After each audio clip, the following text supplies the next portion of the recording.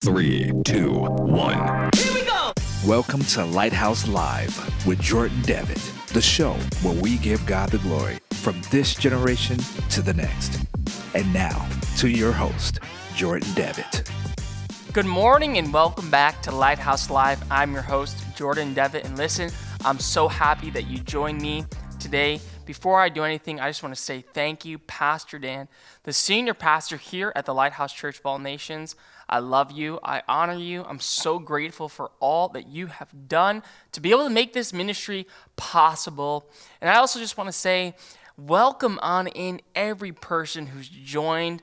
I'm so happy that you are with me today. Do us a favor and share this broadcast so that someone can hear the message of the gospel preached today. Listen, we share all types of things, but why not share the message of Jesus? And so I'm excited because today I was just encouraged and felt the Lord impressed upon my heart to minister to you all about becoming a disciple of Jesus, becoming a disciple of Jesus. And so first I want to say that there are really two categories as believers that we walk in. The first category is being a follower of Jesus. Now the second category is being a disciple. A follower, to make it plain and simple, is someone who follows Jesus, but it's more from a distance, And so Matthew 14:19 through 21, it says it like this. And he directed the people to sit down on the grass, taking the 5 loaves and the 2 fish, and looking up to heaven, he gave thanks and he broke the loaves. Then he gave them to his disciples, and the disciples gave them to the people. They all ate and were all satisfied. And the disciples picked up 12 baskets of broken pieces that were left over. The number of those who ate was about 5,000 men, besides women and children. I see, a follower was someone who knew who Jesus was. They were aware of his ministry. They respected him. They looked for opportunities whenever possible to hear his teaching, but they were not as intimate as God desired them to be with him. The reason is because they were only able to know Jesus from a distance. You see, many of us here today can think about someone whom we may follow. Someone that comes straight to my mind is Michael Jordan. I follow Michael Jordan as a basketball player. I've read some books on his life. I've watched plenty of old films about him and about his career in basketball. I've even taken advice that he's talked about in basketball. But the reality is, I only followed him. And truthfully, I was not very close with him, and I'm not close with him. If he saw me today, he would have no idea who I was. Even if I told him about some of the things that took place in his life, even if I said, I saw you here, even if I did any of those things, he wouldn't know who I am. He would have no idea. You see, Jesus is not a public media figure. He's just not. And absolutely, I do think that we should know all these things. And we should be educated on these things. And we should, want to follow him. But more than following Jesus, more than that, we are supposed to be disciples and live as a disciple. A follower is great, but I don't desire to just follow Christ. And we should not just desire to follow him. We should desire much more than that. We should desire to know him in his deepest places. We should be able to know everything about him, and he should be able to know everything about us. You see, a disciple, really what a disciple is one who follows one's teaching and who is a learner of those things. During the New Testament, there's actually more than just disciples of Jesus. If you didn't know that, there were disciples of John the Baptist. They followed John the Baptist's teachings. There was disciples of the Pharisees and Sadducees. They followed the teachings of the Pharisees and the Sadducees. There were disciples of people who were philosophers, Epicureans, Stoics, different philosophers and philosophies that people would actually follow, right? Even today, there are people who are disciples of others.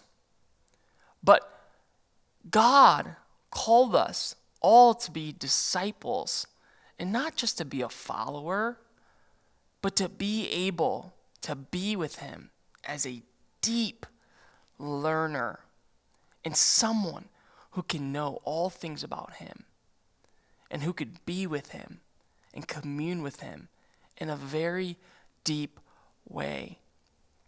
You see, how do I know that Jesus called us to be his disciples? Because of what John 8:31 and 32 says. It says this: to the Jews who had believed him, Jesus said, "If you hold to my teaching, you are really my disciples. Then you will know the truth, and the truth will set you free." Jesus said, then you'll know the truth, and the truth will set you free as you follow his teachings of being a disciple. Jesus desires every single one of us to be a disciple of his. He really does. During his ministry, specifically, he did have 12. He was very close with them. And a lot of the time, we fall into, as I said earlier, this mentality of kind of thinking, well, I would never be a 12, or I would never, be able to be that close with Jesus, or, I'm supposed to kind of have this distance or this relationship that's not as close with God, or maybe you don't feel the same calling or whatever it may be that some people have, and you look at people and you think, well, they just have it different with God. They have a much different relationship with him. But listen, the truth of the matter is, it's okay that maybe someone else may have that relationship. And your relationship, of course, is probably different with God. We're all different people, and we all have a uniqueness to us. But we're all called to be disciples of Jesus and to know him in a way that is extremely intimate. And this connects with my last message. But because when you know Jesus in that deep way, you are able to commune with him the way he's always desired. The reality is that we are people of God who have always been called to live knowing Jesus and having that relationship that is so tight.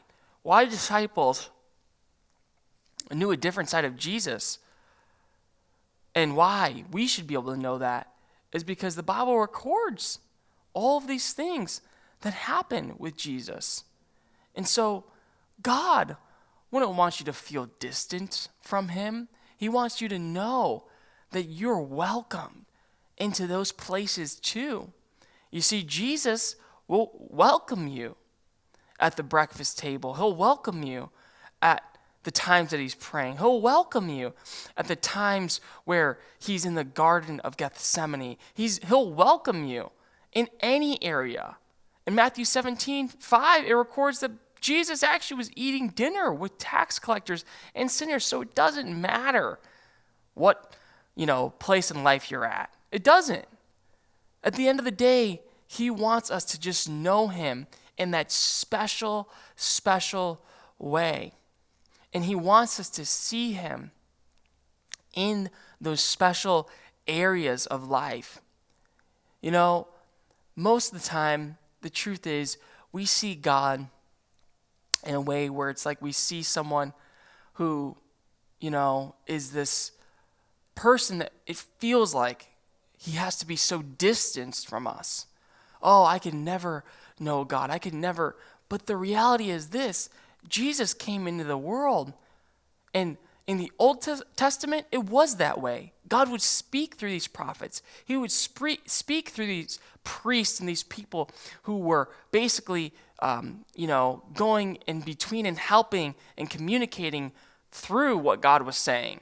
But now, God doesn't desire that. He desires that we would be able to talk to him every day, that we would be able to pray to him every day, that we would be able to fellowship with him at all times, no matter what. The Bible says, pray without ceasing. That's only possible to be able to do when we are close with him in that very way. And you know what? The way that Paul writes it, I love. He says it like this: to be a true disciple of Jesus, this is how he says it in Philippians 3:10. I want to know Christ, yes, to know the power of his resurrection and participation in his sufferings, becoming like him in his death. You see, this morning, I sincerely want to ask you this question. And as you come closer to Jesus, do you want to know him, even in those hard places that he had to go through? Because that is what a disciple truly has to be able to know him for.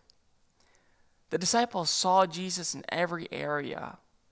And for each and every one of us, that's what we should be able to know him as. We should know him as everything that he was. The man who prayed for people who were sick. The man who preached in front of 5,000. The man who gave bread to 4,000 and performed miracles of all sorts, healing the blind, casting out devils, doing miraculous things. But also, we should know Jesus in the Garden of Gethsemane when he's vexed and he is in a position where he's asking God to take this cup from him. And where he, Jesus Christ even, is hurting knowing what he has in front of him. We're supposed to know these things and see these things and be a part of these very things with him. That's what God's always called us to have. You know, when people who are truly close with God tell you the keys, you'll see it's all the same things. Just like Jesus gave up everything, they gave up everything. Just like Jesus was up early or was up late with God, they do the same. Just like Jesus fasted, they fast. All those things. Why? Because they're his disciples and they follow closely and learn what he has to say. That is what God's called us to do. He's called us to live in that manner, to follow those instructions, and to be able to be with him in that way.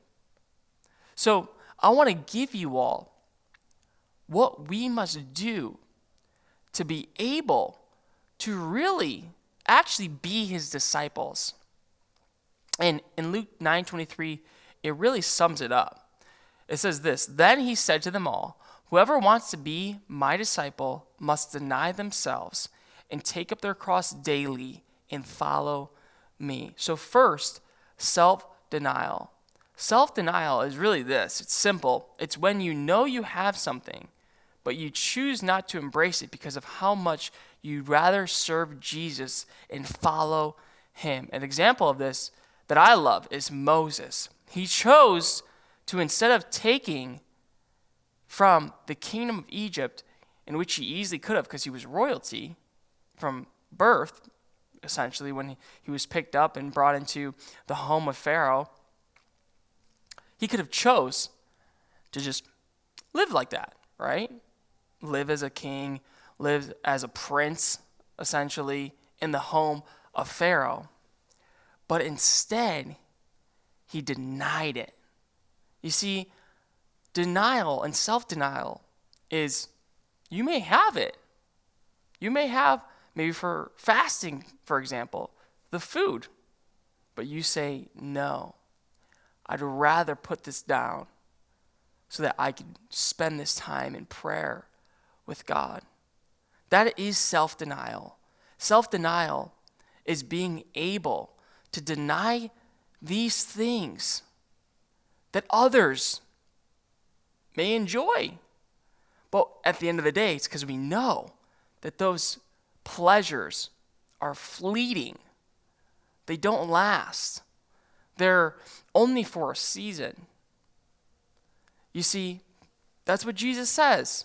We have to deny ourselves.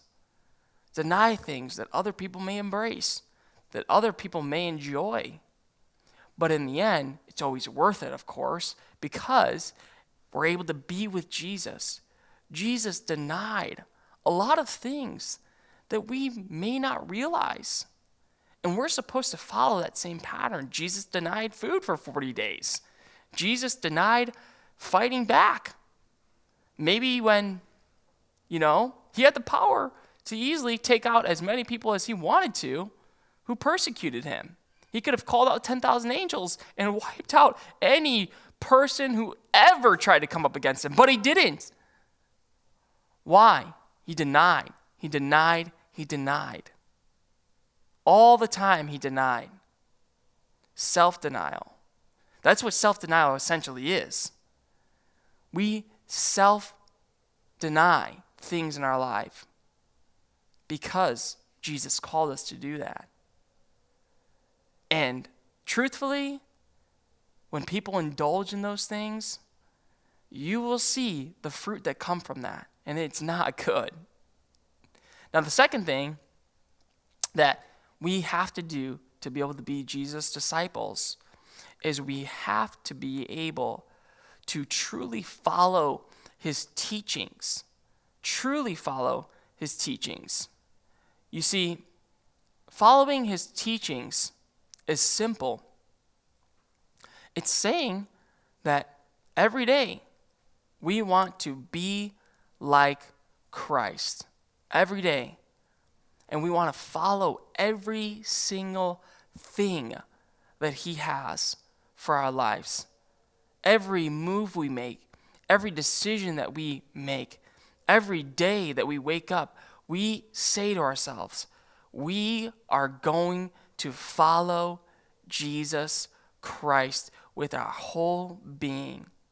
Jesus doesn't want us to just live a life where we're every once in a while following his teaching, or every Sunday, or whatever it may be. No, every day. Every day I wake up. And the truth of the matter is, as a disciple, this is the truth. There is a weight. There is a weight of being a believer and a disciple of Jesus. We don't just wake up and say, we can do whatever we want. No, there's a weight. There's a pressure, actually, to being a disciple of Jesus. You have to wake up and say every single day, God, I'm giving you this. God, I'm giving you my tongue. God, I'm giving you my hurt. God, I'm trusting you. God, I'm not going to lash out. Every day. Every single day. A disciple walks in this. It is not a one-time thing. It is not something that we do, when we're around people who are believers. All the time, you carry Jesus on your shoulders. You represent something higher than yourself. That is what a true disciple is. You walk in that every day. Every time you wake up, every single day. And the truth of the matter is, it ain't always easy, but it's worth it. Jesus said that we have to take up our cross daily. Daily.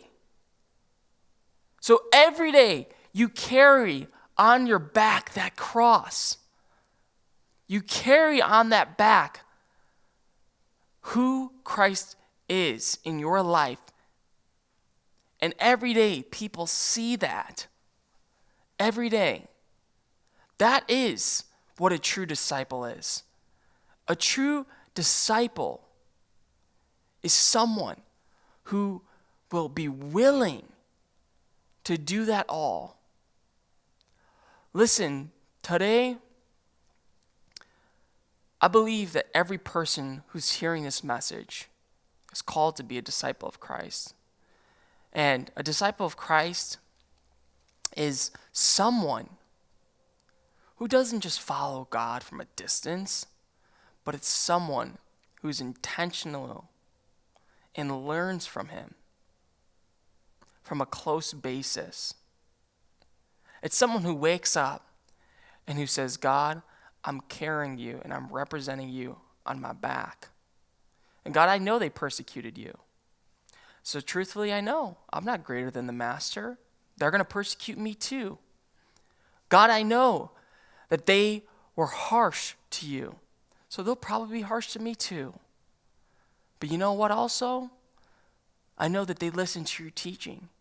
So they'll listen to mine also. Watch now.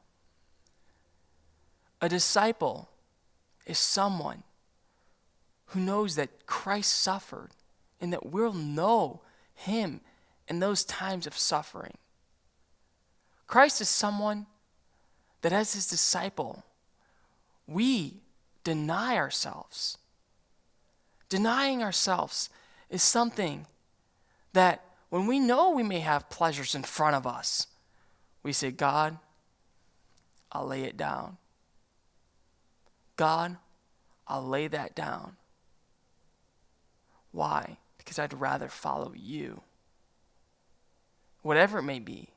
For Moses, he laid down living as a prince in Egypt. Technically, really having all that you could ever have and want as a man in a worldly, fleshly way. And he chose rather to serve God than to live with those fleeting pleasures of the world. Every day, we're called to be his disciples. He wants us to be his disciples. Yeah, some of us have lived and been followers. But it's time that we take a step, and instead of being a follower, we become a disciple. We become someone who knows everything about him and who's with him in his tough times and who's with him also in heaven and in the times where things are amazing. But that is a disciple. That's what his disciples did here on earth. They knew him every part of his life. And I encourage you today that you would take the step and become a disciple of Jesus, and that you would do more than just follow him from a distance, but that you would commune with him in everyday life as a disciple of his. I just want to take a moment and pray for you all right now. Father, I pray that every person who's listening would become a disciple of you, Jesus. I pray that you would help them to understand even what a disciple is. Someone who denies every worldly desire and follows you. Someone who follows your teaching and takes up their cross daily. I thank you right now, God, that you're making disciples through this broadcast and that you're letting people into your life even deeper right now, in Jesus' name. Well, listen, I'm so happy that you have joined me, and I'm so excited for what God is doing.